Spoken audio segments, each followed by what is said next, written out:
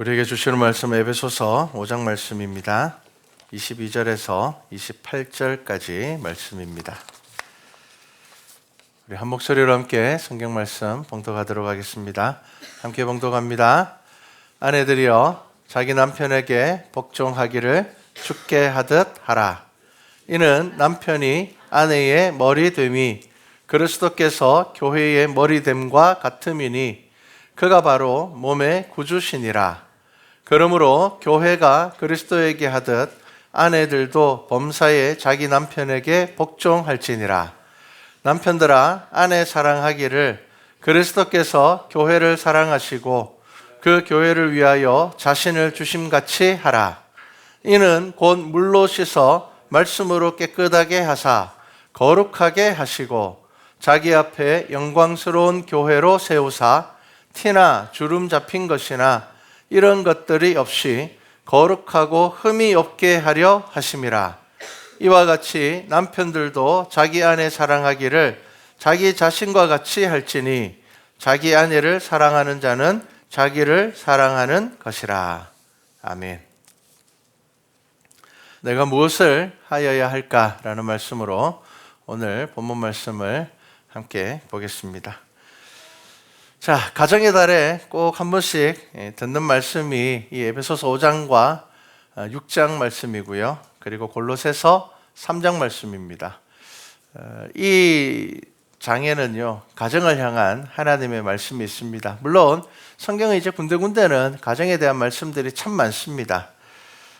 하나님께서 세우신 이 땅에 거룩한 공동체가 두 개가 있는데 하나가 가정이고 그 다음이 교회입니다.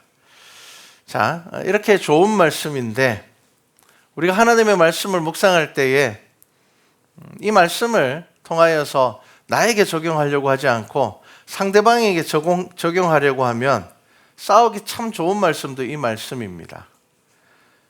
그래서 성경은 남편들에게는 아내를 그리스도가 교회를 사랑하듯이 사랑하라고 하셨고 아내들에게는 교회가 그리스도에게 복종하듯이 복종하라. 굉장히 강하게 말씀하셨습니다. 그런데 우리가 이 말씀을 묵상할 때에 내가 뭘 해야 되는지를 봐야 됩니다. 그런데 우리는 상대방이 잘하고 있느냐 못하고 있느냐를 보려고 할 때가 참 많습니다. 사람들의 싸움이 거의 비슷합니다. 정치인들이 싸우는 것도 별반 다르지 않습니다. 애들 싸움이나 어른 싸움이나 달라 보이는 듯 해도 그 속을 들여다보면 비슷합니다. 어떻게 싸웁니까? 좀 품위 있게 싸우느냐 고상하게 싸우느냐의 차이가 있을 뿐이지 어른들의 싸움도 별반 다르지 않습니다. 하는 말 보면 거의 비슷합니다. 상대방이 먼저 화를 냈다든지 상대방이 먼저 잘못했다든지 그래서 내가 옳다는 것입니다. 우리는 자신의 부족함을 알아야 하는데 그게 참 어렵습니다. 자기의 부족함을 볼 줄 알면은요 정말 성숙한 사람이 되는 것입니다.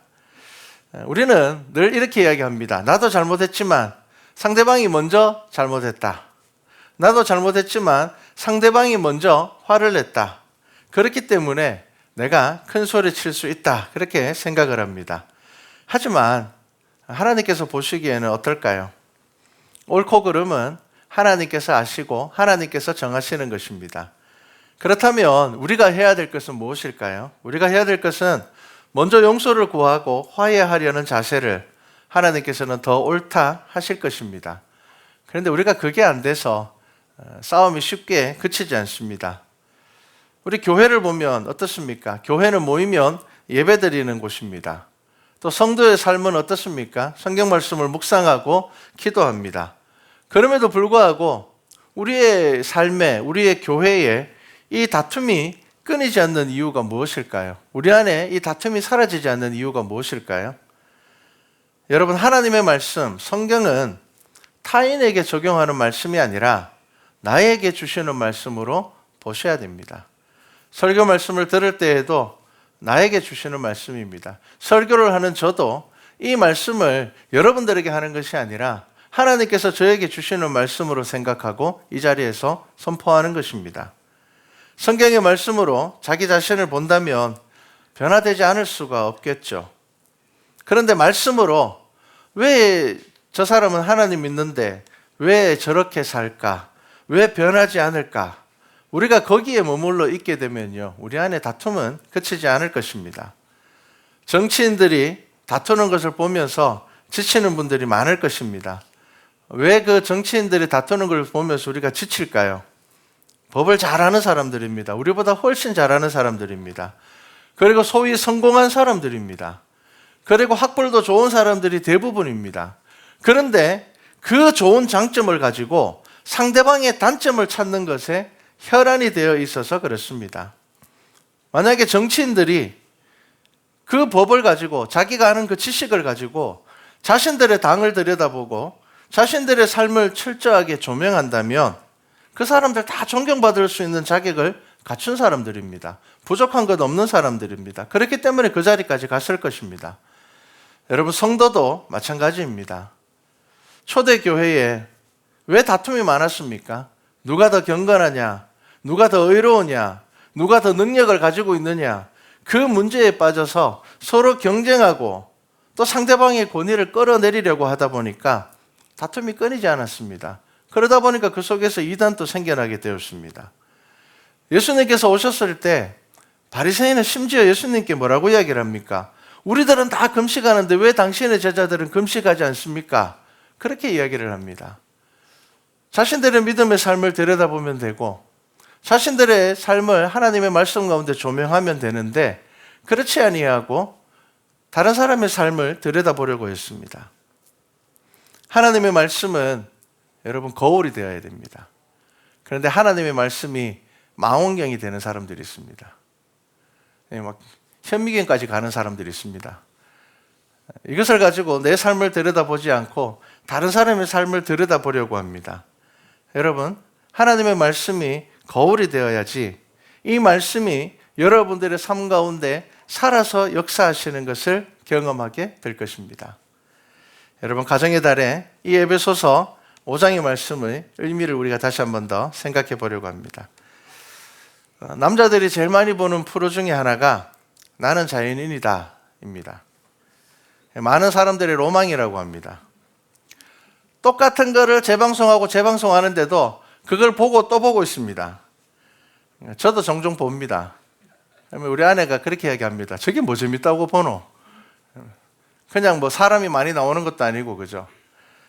뭐 유명한 사람이 나오는 것도 아니고, 특별한 재주를 가지고 있는 사람이 나오는 것도 아닌데, 남자들이 그렇게 봅니다. 제작진들도 이 나는 자연인이다를 시작하고는 이렇게 대박이 날 줄 몰랐다고 합니다. 왜냐하면은 뭐 프로그램 특성상 큰 방송국이 아니었기 때문에 뭐 유명한 연예인을 섭외한 것도 아닙니다. 그리고 등장하는 사람들 뭐 대단한 사람들 아닙니다. 과거가 화려한 사람들도 아닙니다. 그냥 산속에 혼자 사는 사람의 이야기입니다. 그런데 여러분, 이 자연인의 특징이 있습니다. 뭘까요? 대부분 남자입니다. 거의 대부분이 남자입니다. 100명 중에 저 한 2명 본 것 같습니다. 2명, 3명 본 것 같습니다. 다 남자입니다. 그래서 그 프로를 보면요, 하나님께서 남자와 여자를 얼마나 다르게 만드셨는지를 확연하게 알 수가 있습니다. 남자는 자기 뜻대로 무엇인가를 해야지 힘을 얻습니다. 반면에 여자는요, 함께 해야 안정감과 위로를 얻습니다. 자, 이렇게 다른 사람이 만나서 살려면요, 사랑 외에는 다른 방법이 없습니다. 남자와 여자는 살면서 얻는 의미와 가치가 다른데 그것이 오늘 성경 본문 말씀에 아주 정확하게 나와 있습니다. 자, 이 에베소서 말씀은요, 믿음의 가정에 주시는 말씀입니다. 자, 어떻게 말씀합니까? 자, 아내들이요, 자기 남편에게 복종하기를 죽게 하듯 하라. 자, 얼마나 강한 말씀입니까? 이거는 그냥 선택이 아닙니다. 명령입니다. 자, 죽게 하듯 하라. 이렇게 합니다. 그러면서 뭐라고 설명합니까? 이는 남편이 아내의 머리됨이 그리스도께서 교회의 머리됨과 같음이니 그가 바로 몸의 구주시니라. 이렇게 말씀합니다. 여러분, 복종이라는 것이 뭐냐면요, 상대방의 의지를 따른다는 것입니다. 내 생각도 있지만, 나의 계획도 있지만 상대방의 의지를 따른다는 것입니다. 자, 창세기를 보면요, 하나님은 남자를 먼저 창조하셨습니다. 그리고 그 남자가 혼자인 것이 보기 좋지 않아서 여자를 만드셨습니다. 그리고 하나님께서는 남자를 만드시고요, 이 남자에게 아주 특별한 것을 허락하여 주셨는데, 그게 뭐냐면요, 모든 짐승, 하나님께서 만드신 그 짐승의 이름을 아담으로 하여금 지으라고 하셨습니다. 그래서 하나님께서는 창세기 2장에 보면은 하나님께서 만드신 모든 그 짐승들을 아담 앞으로 이끌어 옵니다. 그래서 아담이 부르는 것이 그 이름이 되었습니다. 여러분, 이름을 짓는다는 것은요, 다스림의 의미가 있습니다. 다스린다는 의미가 있거든요. 원래 주인이 자신의 물건에 이름을 짓는 거죠. 그러니까 다스린다는 의미가 있습니다. 그런데 창세기 2장 23절 말씀을 보면요, 이런 말씀이 있습니다. 아담이 이르되 이는 내 뼈 중에 뼈요 살 중에 살이라. 이것을 남자에게서 취하였은즉 여자라 부르리라 하니라. 자, 여자의 이름을 누가 지었을까요? 아담이 지었습니다. 아담이 지었습니다. 자, 남자가 대단해서가 아닙니다. 남자가 지위적으로 굉장히 높기 때문에 그런 것이 아닙니다. 하나님께서 남자에게 다스리는 자격을 허락하여 주신 것입니다. 하나님의 질서입니다. 그리고 하나님은 남자를 가정의 머리로 삼으셨습니다. 자녀의 이름을 짓는 것도 남자의 몫이었습니다.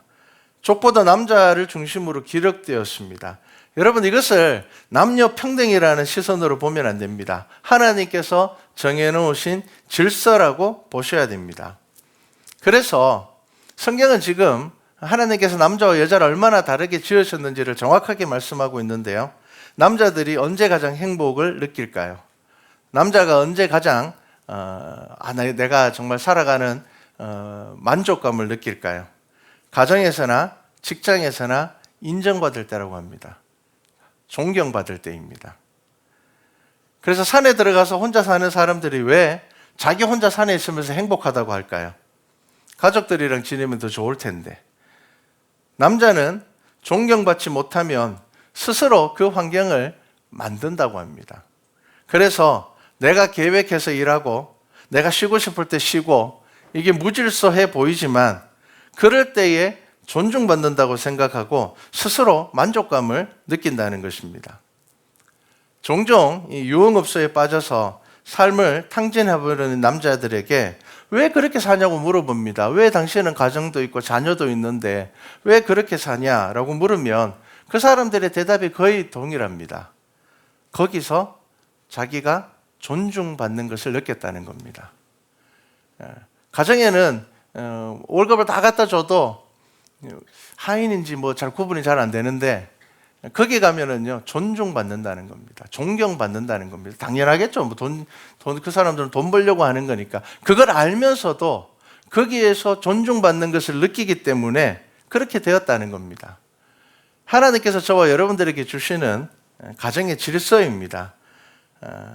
행복한 가정을 위하여서 아내들이 할 일은요, 남편을 존경하는 것입니다. 눈 딱 감고 이 악물고 존경하셔야 됩니다. 왜냐하면 이것은 명령입니다. 자, 그렇다면 여기서 끝나면 남자들이 참 좋을 거예요. 그런데 그렇지 않습니다. 남자들에게 더 큰 시련이 있습니다. 자, 여자들은 언제 행복을 느낄까요? 사랑받을 때입니다. 그래서 골로새서 3장을 보면요, 남편들아 아내를 사랑하며 괴롭게 하지 말라 이렇게 말씀하고 있고요, 에베소서에서는 더 강하게 권면합니다. 뭐라고 권면합니까? 남편들에게 아내 사랑하기를 그리스도께서 교회를 사랑하시고 자신을 주심같이 사랑하라고 합니다. 자, 여러분, 이거 얼마나 어려운 일인지 생각해 보셔야 됩니다. 예수님께서 십자가에 달려 죽으시는 것처럼, 자신의 생명을 내어놓은 것처럼 아내를 사랑하라는 겁니다. 그 정도 사랑해야지 만족감을 느낀다는 겁니다. 보통 일이 아닙니다. 사랑으로 다스리라는 것입니다. 남자와 여자가 이렇게 다릅니다. 그러니까 남자는 존경을 받아야 되고 존중을 받아야지 만족감을 느끼고요. 여자는 사랑을 받아야지 만족감을 느낍니다. 그러다 보니까 여자들이 모여있으면 어떤 문제가 생깁니까? 서로 사랑받기 위하여서 질투하고 다툽니다. 남자들은요, 서로 머리가 되려고 다툽니다. 서로 머리가 되려고 하죠. 자, 교회와 그리스도의 관계는 이해의 관계를 넘어선 겁니다. 여러분, 교회는 그리스도의 십자가 위에 세워진 것입니다. 그리스도를 주로 고백하였다면 우리가 하나님을 믿고 그 하나님께서 예수 그리스도를 보내주시고 우리를 죄 가운데서 구원하여 주심을 믿는다면 이제 우리가 하나님의 말씀을 묵상할 때에 그때그때마다 이유를 찾아서 순종하는 것이 아닙니다. 우리가 예수 그리스도를 주로 고백하였다면 이 성경이 하나님의 말씀이기 때문에 순종하는 것입니다. 여러분, 이것이 순종입니다. 그런데 지금 성경은 아내들에게 남편에게 그렇게 복종하라고 말씀합니다. 그런데 그리스도가 교회를 사랑하시는 것은 어떻습니까? 일반적으로 이해할 수 있는 사랑이 아닙니다. 왜 그렇습니까? 우리가 죄인 되었을 때에 그가 우리를 먼저 사랑하셨다 말씀하셨습니다. 예수님이 십자가 앞에서 다 도망가버린 그 사람들, 예수님을 조롱하는 그들을 향하여서도 예수님께서는 그들을 사랑하셨습니다. 그래서 예수님께서는 저들을 용서하여 주십시오라고 기도합니다. 저들은 저들이 하는 것을 알지 못합니다라고 예수님께서는 기도하셨습니다. 그러니까 알지 못하는 그것조차도 사랑해야 되는 것이 그리스도의 사랑이었습니다. 그것이 바로 성경이 말하는 사랑입니다. 그런데 그렇게 사랑하라고 합니다. 중요한 것은 자기 부분만 들으셔야 됩니다. 상대방 걸 자꾸 들으시면 안 됩니다. 그래서 하나님을 사랑한다는 것은 무엇입니까? 여러분, 하나님을 사랑한다는 것이 예수님께서는 율법의 완성이 된다라고 말씀하셨습니다. 하나님을 사랑하면요, 율법을 잘 몰라도 실수는 할 수 있지만 죄를 짓지는 않습니다. 왜 그렇습니까? 늘 최선의 삶으로 하나님께 드리려고 하기 때문입니다. 무엇인가를 해야 하나 말아야 되는 고민은요, 사랑이 식었을 때 생겨나는 겁니다. 제가 이틀 전인가 뉴스를 보니까요, 한 아내가 자기 남편에 대한 글을 올렸는데 이게 이슈가 됐습니다. 남편이 자녀들과 함께 TV를 자주 보더니 여자 아이돌에게 빠졌습니다. 그래가지고는 직장 휴가를 내고 막 팬클럽 행사에 가고 공연도 보러 가고 또 집에 이 여자 아이돌 사진이 새겨진 물품들이 막 하나둘씩 생기면서 막 모은다는 겁니다. 그래도 참았습니다. 그래, 나쁜 짓 하는 거 아니니까. 그런데 아내 생일에는 립스틱을 사주고 아이돌 멤버 생일에는 명품 가방을 선물한 걸 들켰습니다. 그래서 이제 폭발한 겁니다. 그래서 이제 글을 올린 겁니다. 여러분, 사랑은 겉으로 드러납니다. 그 남자도 이야기할 겁니다. 그래도 나는 아내를 더 사랑합니다라고 이야기하겠지만 그게 설득이 되겠습니까? 자기 아내 생일에는 조만한 립스틱 사주고 그 아이돌 여자아이에게는 명품 가방을 보냈다면 아무리 말로 해도 설명이 안 될 겁니다. 여러분, 사랑이라는 것은 우리의 삶에서 드러나게 되어 있습니다. 여러분, 믿음은 종교 생활이 아닌 하나님을 사랑하는 것입니다. 여러분, 사랑은 무엇인가를 해야 하나 말아야 하냐의 질문이 아니라 어떻게 하는 것이 더 좋을까? 어떻게 하는 것을 더 기뻐할까를 생각하는 것이, 여러분, 그것이 사랑입니다. 여러분, 하나님을 사랑하십니까? 여러분의 삶에 그 사랑이 드러나고 있습니까? 여러분, 특별한 이유 없이 혹은 교회를 갈 수 있음에도 불구하고 교회 갈까 말까, 여러분, 그것을 생각한다면 이미 사랑에 문제가 생긴 겁니다. 제가 예전에 청년 목회를 할 때 청년 하나가 축구하다가 다리를 접질러 가지고 다리를 반깁스를 했습니다. 온 건 아니고 반깁스를 했는데, 그런데도 다른 지방에 있는 여자친구 만나러 간다고 고속버스 타고 가더라고요. 여러분, 그게 사랑입니다. 사랑이 식으면 그렇게 안 가죠. 부모님 만나러 그렇게 안 갈 겁니다. 명절이라도 다리 접질렀으면 핑계대고 안 갈 겁니다. 축구하다가 다리 접질러서 반기부스 했는데 못 가겠어요 라고 할 겁니다. 그런데 여자친구 만나러 가더라고요. 고속버스 타고 다리 기부서 있는 거 나오는데 그래 가더라고요. 여러분, 우리 부모님들의 신앙을 여러분 기억하십니까? 예전에는 우리나라가 발전하기 전에는 다 농사를 지었잖아요. 농번기가 되면 얼마나 바쁩니까? 새벽 4시 그때 일어나서 막 나가서 일을 하잖아요. 그렇게 부족한 때에도 아침 일찍 일어나서 깨끗한 옷을 입고 2시간, 3시간 걸어서 교회에 30분 전에 도착을 해서 기도를 하셨던 것이 우리 부모님의 신앙생활입니다. 여러분, 하나님을 사랑하지 않으면, 말씀을 사모하지 않으면 그렇게 신앙생활 할 수가 없습니다. 우리가 지금 너무 좋아져서 아무리 먼 거리라도 뭐 차를 몰면 10분, 20분 만에 올 수 있지만 우리가 옛날 어른들처럼 신앙생활 하는 거 우리 엄두도 못 냅니다. 저도 가끔씩 부모님들이 이야기를 들으면요, 애들 하나 없고 덜쳐 없고 양손에 하나, 옛날에는 자녀도 얼마나 많이 낳았습니까? 양손에 하나씩 잡아도 또 남는 거 있잖아요. 그러면 뭐 남는 애는 그냥 어쩔 수 없이 막 따라와야 되잖아요. 그렇게 해서 산 하나 넘어서, 그때는 또 뭐 목사님들이 막 설교가 이렇게 유창하고 많이 배우고 그런 시대도 아니었습니다. 그럼에도 그 말씀을 사모하고 그 은혜를 사모하여서 그 예배 가운데 그렇게 갈 수 있었던 것은 하나님을 사랑했기 때문입니다. 여러분, 믿음은 종교 생활이 아닙니다. 하나님을 사랑하는 것입니다. 여러분, 그러한 하나님을 향한 그 사랑을 하나님께서는 우리의 가정에 허락하여 주셨습니다. 왜 그런 줄 아십니까? 그 정도 사랑해야지 영적인 전쟁 가운데서 가정을 지킬 수가 있기 때문입니다. 여러분, 부부학교를 가면 가장 먼저 하는 것이 뭐냐 하면요, 이제 저희들이 이제 올 초에 한번 갔다 왔잖아요. 스텝으로 저희가 섬기러 갔는데 2박 3일을 합니다.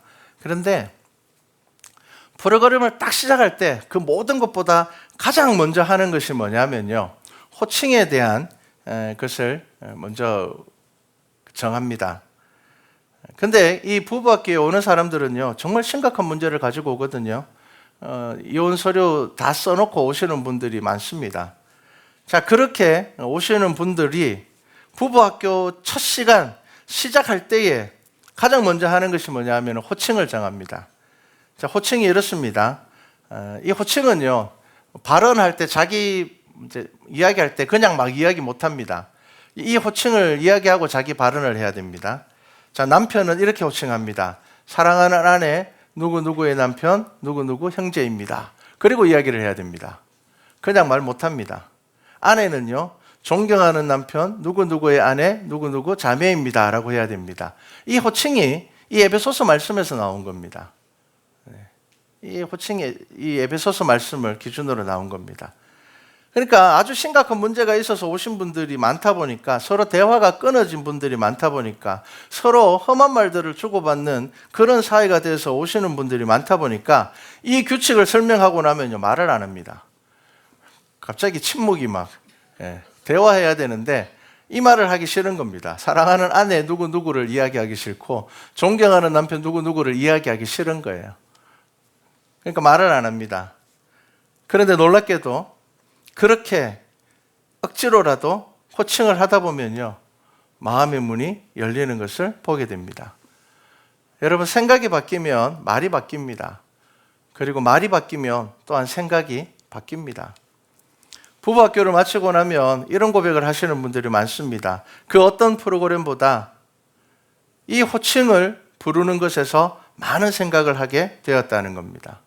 내가 사랑해야 하는 사람이고 내가 존경해야 되는 사람인데 어느 순간 그것을 잊고 자녀만 쳐다보고 혹은 먹고 사는 문제만 바라보고 살았다는 것입니다.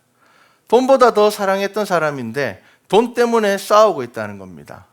그 무엇보다 소중한 자녀였는데 내 자존심 때문에 이 자녀와 싸우고 있다는 겁니다. 하나님께서는 이 땅의 모든 가정에게 질서를 정하여 주셨습니다.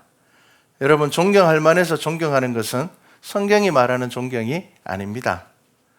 존경하기로 작정했기 때문에 존경하는 것입니다. 여러분, 사랑할 만해서가 아니라 내가 사랑하기로 작정했기 때문에 사랑하는 것입니다. 그래서 결혼식 할 때 서약을 받잖아요. 다 잊어버리셨죠? 무슨 서약 하셨는지. 여러분 그 서약을 지켜야 합니다. 그것이 성경에서 나오는 서약입니다. 여러분 그것이 하나님께서 세우신 질서이며 우리를 향한 하나님의 사랑입니다. 사도 바울이 깨달은 은혜가 무엇일까요? 우리가 의롭게 산다고 구원받는 것이 아니라 예수 그리스도를 믿음으로 구원받는다는 것은 우리가 아무리 의롭게 살아도 구원에 미칠 만큼은 의로워질 수 없다는 것입니다. 그렇기 때문에 내가 아무리 의로워도 자랑할 게 없습니다. 교만할 거 없습니다. 왜냐하면 나의 의로움으로 내가 구원받는 것이 아니기 때문입니다. 나는 최선을 다해서 살아가지만, 내가 하나님의 말씀을 지키며 살아가지만 그것이 나의 자랑이 될 수는 없다는 것입니다. 우리에게 필요한 것은 하나님의 은혜입니다. 그리스도의 사랑입니다. 여러분 가정의 달입니다. 오늘 에베소서 말씀을 여러분 잘 기억하십시오. 자기 것 기억해야 됩니다. 상대방 것 기억하지 마시고요. 자기 것을 잘 기억하셔서 여러분 각자의 자리를 잘 지키고 계십니까? 여러분 가정의 질서가 잘 세워져 있습니까? 내 감정으로 상대방을 변화시킬 수 없다는 것을 빨리 깨달으셔야 됩니다. 나의 지식으로, 나의 욕심으로 상대방 변화시킬 수 없습니다. 나는 하나님의 말씀대로 나의 행할 바를 행할 뿐입니다. 여러분 나의 최선이 하나님께서 쓰시는 도구가 되기를 우리는 기대하고 기도할 뿐입니다. 남편은 아내를 사랑으로 다스리고 아내는 남편을 가정의 머리로 존중하여서, 자녀들은 부모에게 순종함으로 인하여서 하나님의 말씀이 저와 여러분들의 가정 가운데 세워지기를 소망합니다. 그리하여서 여러분들 가정 안에 이 그리스도의 사랑을 경험하고 그리스도의 권위를 경험하고, 그리하여서 저와 여러분 모든 가정을 통하여서 하나님의 말씀이 그 가운데서 정말 역사하시는 우리 말씀과 찬양교회 모든 성도들의 가정 되기를 주님의 이름으로 축복합니다.